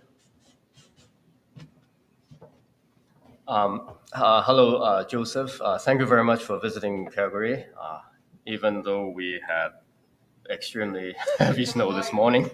I brought it with me. It's called moisture, yeah, from thank you, Saskatchewan. And I appreciate you pro-life, and you are pro-freedom, and you also want us to regain profitability. And my question would be, what is your stance on abortion and on euthanasia? And what is your stance on conversion therapy ban? And how would you, or what actions will you take if you are elected regarding these different areas? And regarding profitability, again, what actions will you take to help all of us make ends meet more easily? Thank you very much. Do you want to just stay to make sure I answer your question here? Yeah, I think that was 7 questions, but anyway, let's do them as you remember them. Yes, okay. Go ahead. Yes, yeah. So number one, You can be right behind the mic. Go ahead. Yeah. Go ahead. Go wherever. Okay. Yes, there you are. Number one, on the issue of abortion, I've been pro-life all my life. I've been a member of Campaign Life Coalition since 1996. One of the things that I think about laws is you can pass all the laws that you want, but if you don't remove the root cause of the problem, you're not going to solve it. My dad taught me that as a young guy. And I believe the root cause of abortion in the country is our tax system. Because if people cannot afford to have children and to support them, you could ban abortion. And the country we're not at a cultural point where you could just do that right at this point, for one thing. We have to create a pro-life culture, I believe, and the number one thing that would do that would be to reform the tax system and do everything we can to support the family, to make it affordable for families to have children and to raise children. And there's nothing, I think, no law that you could pass that would do more to increase the birth rate in our country and to save children than the reform of the tax system. But to your another question regarding conversion therapy, C4, I understand. Where Pierre Poilievre might be a little more adept than me would be because he's been in Parliament and because I can't watch the CBC because it makes me ill, would be the bills that have been passed in legislation. And I have a really simple answer for that. In the first 100 days, we would get rid of everything that the Liberal NDP coalition has passed, including Bill C4.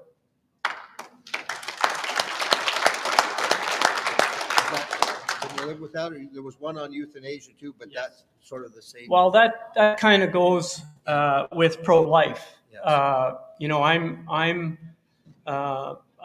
part of Campaign Life Coalition, and I'm against euthanasia. I want to create a healthy society so that doesn't happen. If I believe that we can live long, healthy, happy lives if we create an educational system to educate people to understand freedom of choice and personal responsibility.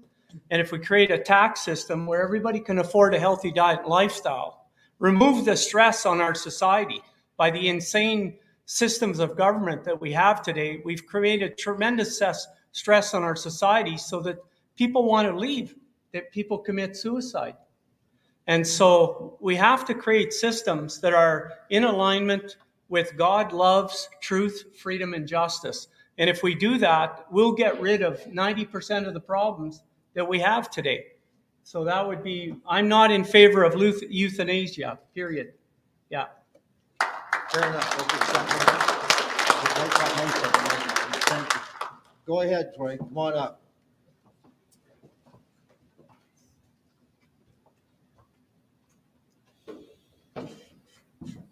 Well, being that this is question and answer, I've got a little bit of both. One is first for Theo. As he's sitting in there on his couch and wearing his old dusty jersey, I'm wondering, is he sitting there with a Coho or a good old Canadian or Sherwood, what he's using? So that table I'm sitting with there tonight, pretty cool individuals. So we held the line for 22 days. And so while I'm sitting there with my best friend Monty of 30 years and we team drove down there, I happened to find this guy that always was talking about just inflation. I couldn't even pronounce his name. But as far as I'm concerned, after watching him for 22 days, he's just going to be the same old blue suit hanging in the thing. So Joe, I'm a farmer and a rancher as well. So I use seeding tools. And so I'm wondering, how many countries do you guys sell your tools to, and where do you buy all your products from? And what's that leading up to is I'm wondering, this is going to be a big role for you.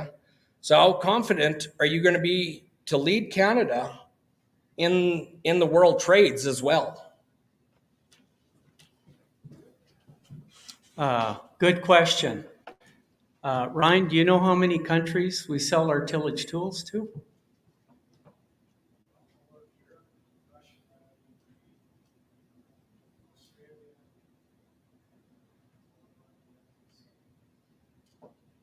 Yeah, I think Pat told me once 50 countries. So to attempt to answer that question in terms of, that would be kind of, I gather, like a conflict of interest. What would you do? Like I've lived, there's many times where I've stood up where it was not in my best interest to stand up. I'll give you an example.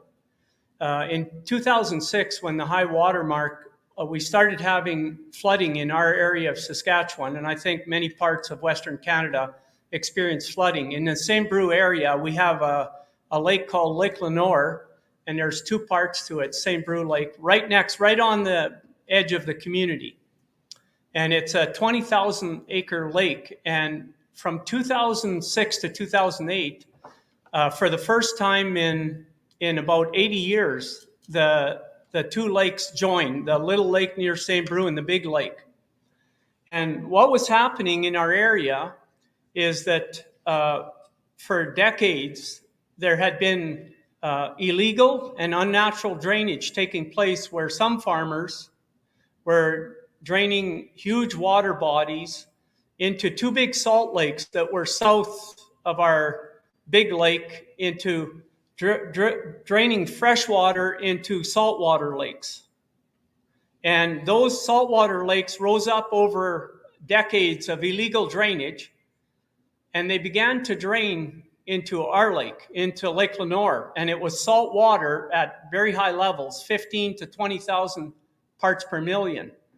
And in our lake, the level of salinity would have been around 3,000. So it's essentially a freshwater lake where fish could reproduce. And so I knew the principle that was involved there is this. I asked farmers. I got involved in that, ended up leading that. I sued the federal government and the provincial government at the same time. We formed what we call the Lenore Lake Environmental Protection Committee. And I ended up being the face of it as the chairman of it, raised $200,000 to sue governments. And so I was involved in a big fight with farmers. And a lot of guys told me, we'll never buy your products again because you're coming after us. But it was a matter of principle. And I told these guys, okay, I'm your neighbor. And I have an 80-acre slough on my land. But your quarter section is lower than mine, so I can cut a ditch and drain my 80 acres onto yours. Would it be morally, ethically correct for me to do that? You know what their answer was to a man? No, it would be wrong. So I stood on principle. I lost some business. I pissed some off, but to me, everything is a matter of principle in life. And that has been the kind of leadership. There are many other people that did not want to get involved in that fight, but I knew what was right. And so I stood for what was right, and we won in the federal court. To this day, our lake is protected. We set an international precedent. So that's actions. Those are actions I took. Thank you. I have to say I'm a little disappointed in Troy. I thought while he was up here, he might have said, well, if we all vote for you, can we get 5% off this spring? But anyway, since he didn't bring it up, I guess I just did. But in any event, do we have any more questions? Do you have a question? Come on up. We've got another. We'd like to be done by 9. I think at 9, I think the hotel is going to organize a cash bar, and we can have a bit, everybody can mingle around and visit a little bit. But anyway, go ahead. You've got a question? I actually got a question for both these gentlemen. One question I want to ask you, Joseph. The system itself for the Conservative Party of Canada is corrupt. You can't run against a sitting member of Parliament unless there's an open nomination. To me, that's a corrupt system. If somebody's not doing their job, you can't run against them and take them out. That's not democracy. You should be able to run against somebody if they're not doing their job. Otherwise, they have job security. The other problem I have is the vax mandates. We're still at a place where most of the Conservative Party of Canada is quiet against vax mandates. We need to be able to move across our country. It's a freedom of rights, it's a freedom of mobility. We don't have that. We can't go across the border. My in-laws were sick in Ontario. I can't fly to see them. I have to drive 4 days there and 4 days back because of subjective mandates. Paul Hinman, I have some questions for you as well. Concerns that I have in our province where AHS has taken over government. We have Dr. Hinshaw who's setting policies who shouldn't be setting policies. She's setting policies for government. She's put in policies that are subjective, that have no right to be put in place.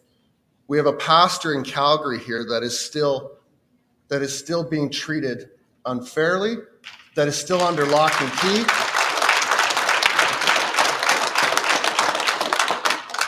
And honestly, it's been embarrassing for the province of Alberta to see no politicians backing Arthur Pawlowski for the stance that he's taken. And I've heard people say he's a free man. He's not a free man. He still can't leave he still has conditions. But we have to make sure provincially and federally that we don't ever allow the medical system to dictate what happens in our country, because it's corrupt and it can never happen again. Thank you.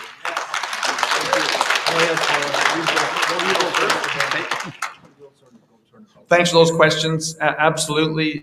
As Wild Rose government, first thing that we'll be doing is disbanding Alberta Health Board. It's corrupt.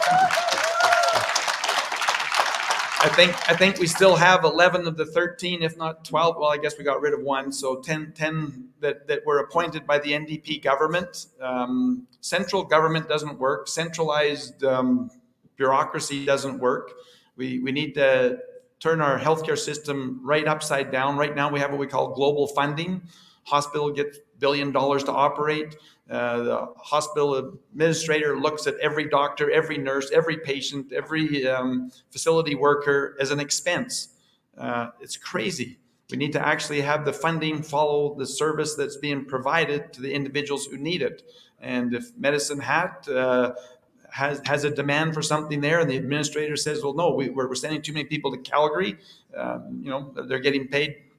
I like using the example of MRIs, but they're more prevalent now. But originally, Alberta Health Services, only Calgary and Edmonton received them. And again, we still have long wait times.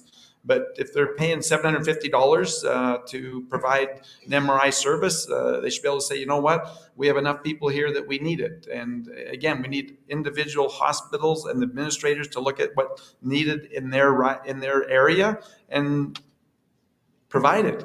But the system doesn't work. But absolutely, we need a constitution that actually protects our rights, so that you don't have, again, a chief medical officer gets to have them. You know, Colonel Redmond has talked lots about the Emergency Act and the different pillars, and they're part of the decision making. But again, we've been absolutely betrayed by our government and our bureaucrats. Stripped away our freedoms, our choices, and again, the decision on whether or not we want to be injected and whether or not we can travel. We don't have freedom. The Constitution says, you know, I can read it for you. We have the freedom of mobility, both in and out of the country, let alone within the country, and we don't have it. These are all unconstitutional. Yet we can't get in the courts, and the courts again have been siding with the government. It says in here, demonstrably justified. They can't even justify it, let alone demonstrably, but yet they have that power and authority. Why? Because our Constitution is failing us.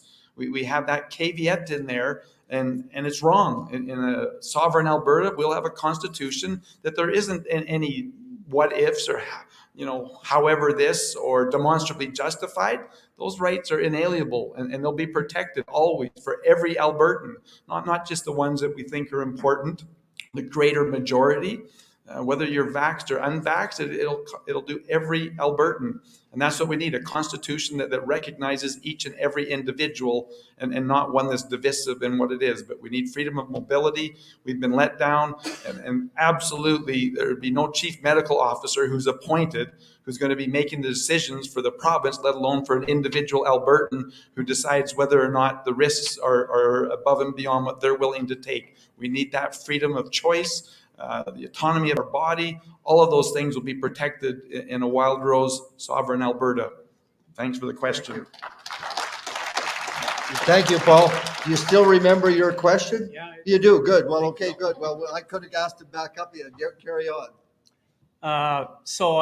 To the gentleman, thank you for the question. And I think I made it abundantly clear that I spent a week going to Ottawa and 3 weeks in Ottawa, assisting the Freedom Convoy in every way I could, in every way with my time, helping to support the truckers, to organize, to maintain a peaceful protest. And I included, I invested a lot of resources, financial resources to help them do that. So I have been a freedom fighter all my life. I could name stories of where I've stood up for freedom. So the vax mandates absolutely have to go. On the issue of corruption, if there is, I think the way I would maybe describe the Conservative Party, I've been a member of the Conservative Party for 46 years, provincially in Saskatchewan and federally.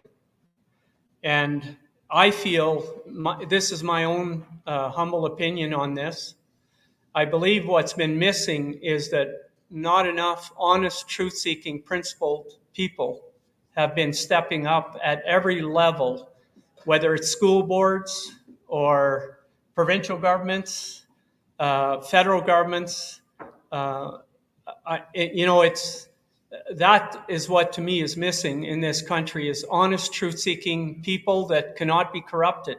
And I think the only way you cannot be corrupted is if you value your relationship with God above all things. And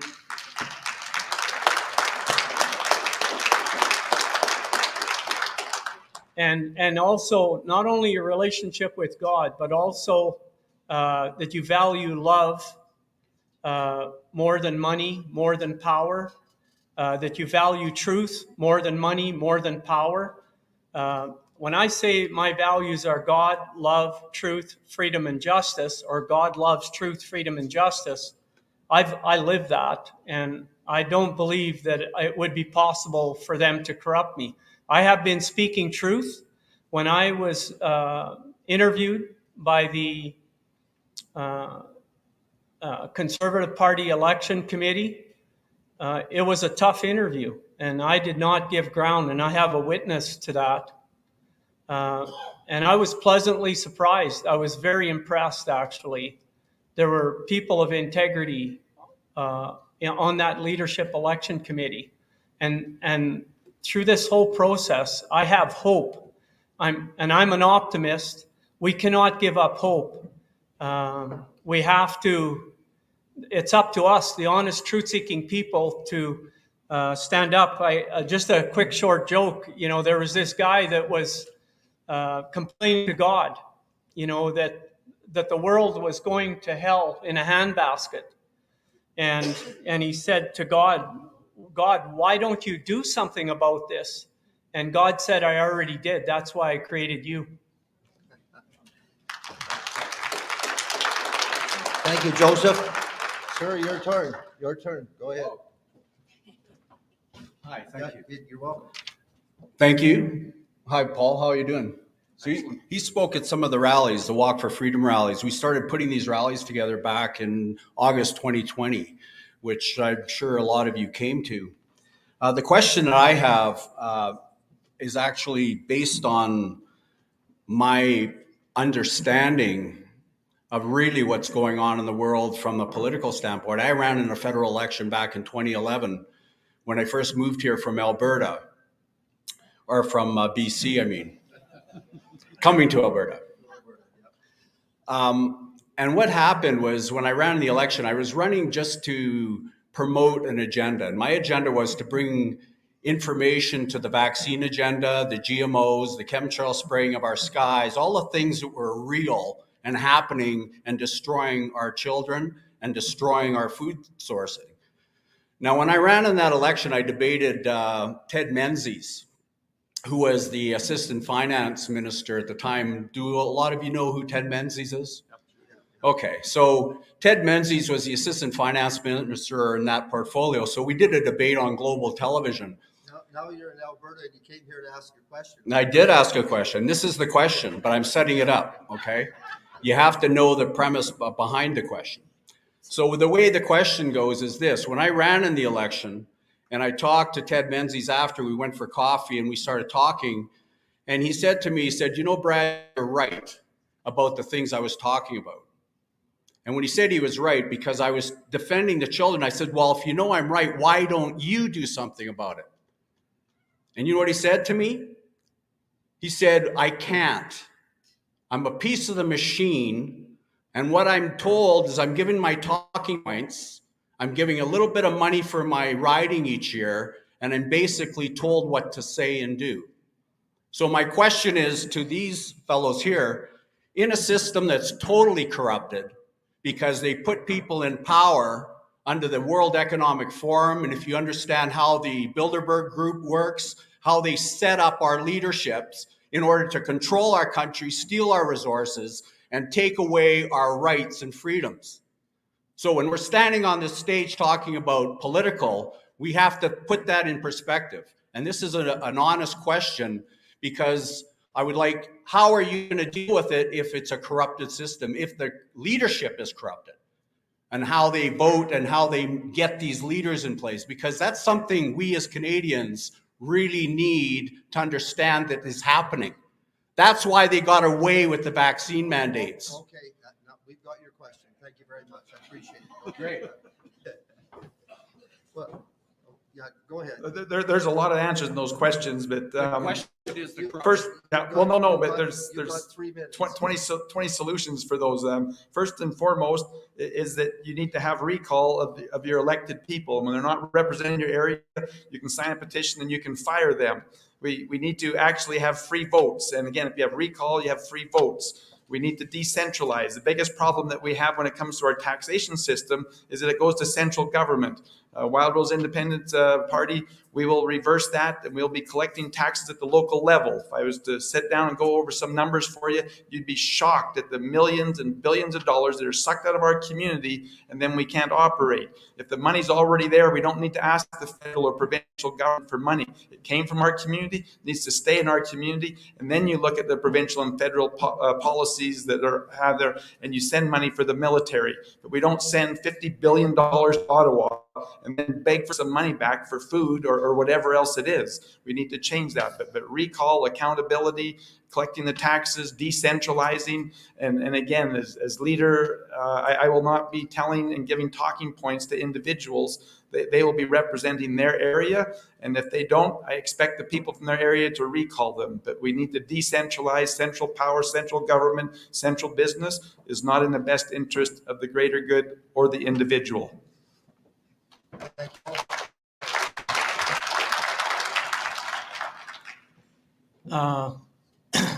Thank you for your question on that. Corruption. Number one is I believe in God, and I believe that if we restore God to the center of our lives, that God will help us to solve these problems. I believe in the power of prayer. And there's lots of times where I struggle and I put 100% of my faith in God, and I'm not going to live my life believing that evil is going to triumph over good. So when it comes to corruption, I know where my heart and mind and the strength of my character. I'm not 40 years old. I'm 66. Chronologically, 66, and I believe that there's nothing that anybody could offer me that would corrupt me. Whatever the problem will be, I'm going to relentlessly pursue the truth, and I'm going to surround myself with honest, truth-seeking leaders at every level of government as much as possible, because I think that's our shield, is to, assuming that I win the leadership of the Conservative Party and I'm elected the Prime Minister of the country, I believe I have the ideas that no other Conservative Party leader has to solve the problems in this country. I'm a problem solver and a principled one. And so, and I'm going to surround myself with like-minded, honest, truth-seeking, principled people at every level of government. And these are tough questions, and I don't know that I can give an easy answer. That probably the tougher question you would ask me would be how to clean up the corruption in the court system. Because I've observed that our courts are a problem. But sometimes we don't see the way. Sometimes we have to operate on the basis of faith and take one step at a time and trust God to guide us and help us to solve these problems. And so I'm on a journey of faith, and I'm not going to give up, because my children and grandchildren and your children and grandchildren, we have no choice but to bring the light into every level of government and stand up for truth and justice and freedom. We have no choice. We have to give our lives if we have to. There's no other way. And that's what I'm committed to doing. Joseph talks about having, reminds me of the story that was of the fellow who was hiking the mountains and he slipped off a ledge and he fell about 20 feet down, but he managed to catch this branch and it was thousands of feet down. He said, please, please, please, somebody save me. And this voice said, this is God. Let go. I'll save you. And the fellow thought for a minute. He said, is there anyone else up there? Anyway, we have one last question. Here we go.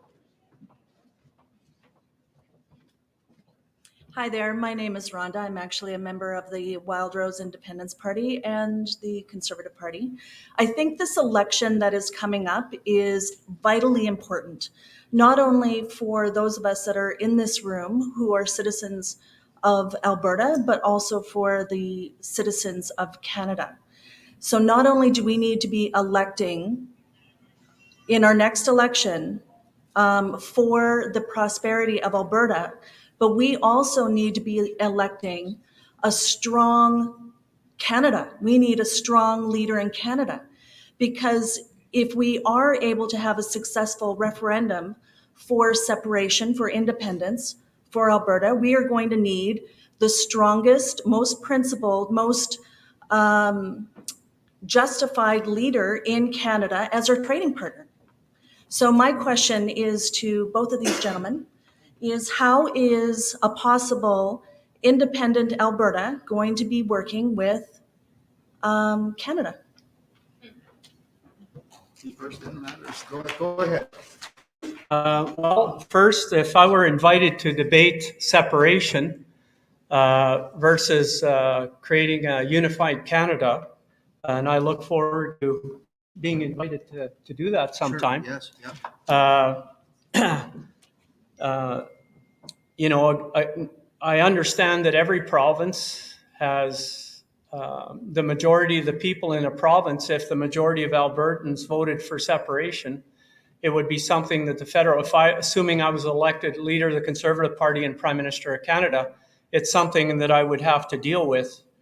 But I hope and pray that I'm elected leader of the Conservative Party and Prime Minister of Canada, and that I can rectify the injustices that Albertans feel, so that Albertans lose the appetite to leave the country. Because I think one province in a world that we're in, I think it would be very difficult for Alberta to maintain its sovereignty. And I think we need unity in this country to defend our borders all around the country against any foreign countries that would want to invade our country, for example. We have to build a strong military. But no matter what the problems that I would be facing as Prime Minister, I would be dealing with it in a principled way. I can tell you that. Well, thanks for that question. We're a free spirit, free-loving Albertans. We want to trade with the world. We don't have to protect our industries that we see the federal government. When you look at the so-called free trade with the U.S. and with Mexico, that there's always caveats. We're protecting the auto industry. We're protecting aluminum. We're protecting something else. We actually believe in the free market. We're very amiable. We will be happy to deal freely with all of the jurisdictions around us. And like I say, we have respect for them. And again, as far as the military and all of those things, that you know, NATO, there's allies already that we come together to protect that. I think that they're all at risk right now. And again, Joseph's talked about, you know, meeting our 2%. We spend about $20 billion extra that goes down to Ottawa that we never see. I've been told, and I didn't ask Colonel Redmond, but I've been told the frontline services of the military is about $15 billion.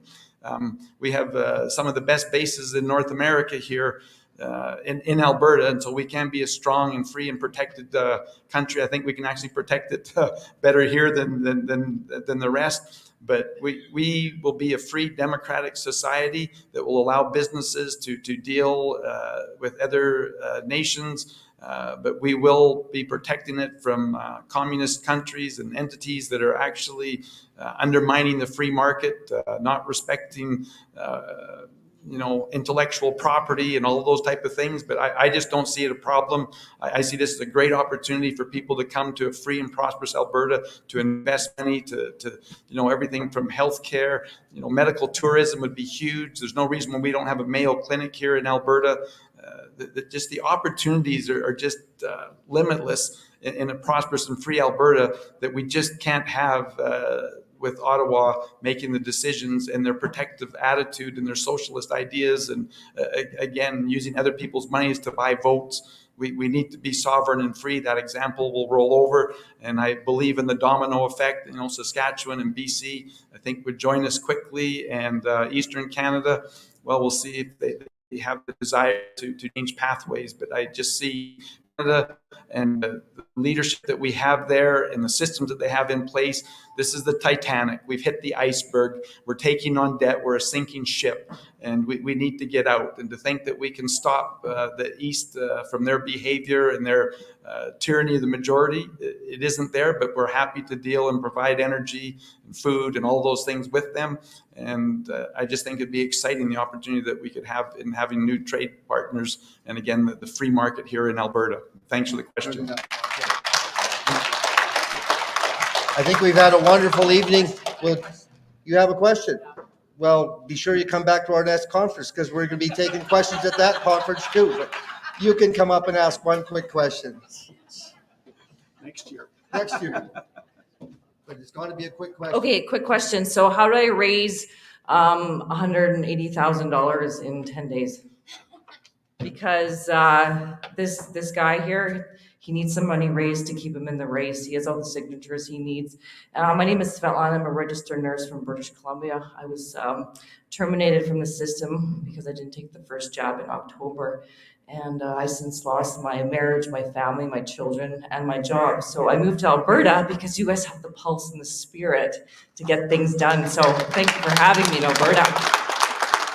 It takes a lot for a BC girl to move to Alberta.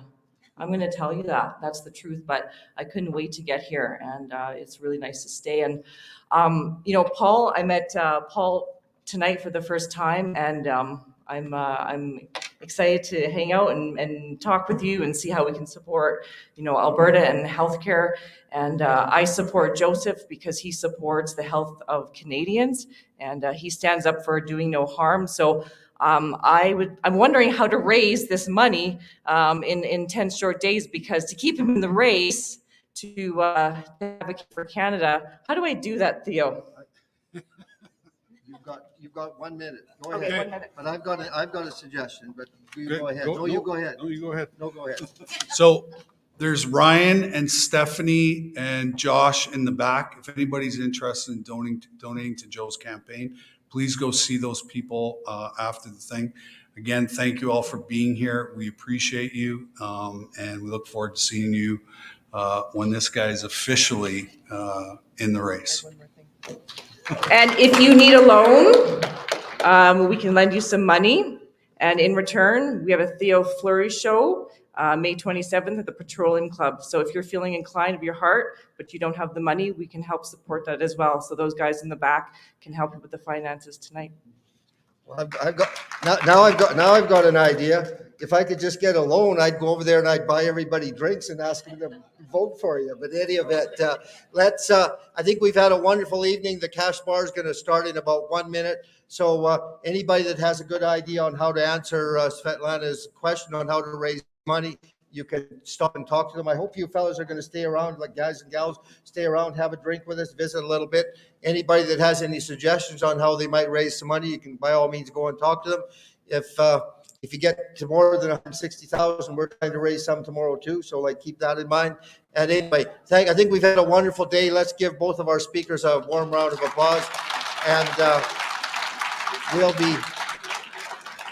we'll be starting tomorrow morning at 9 o'clock sharp, and we'll go from there. So thank you very much, everyone. There'll be a cash bar over there in a couple of minutes. Let's have a drink and visit with our guests. Thank you very much.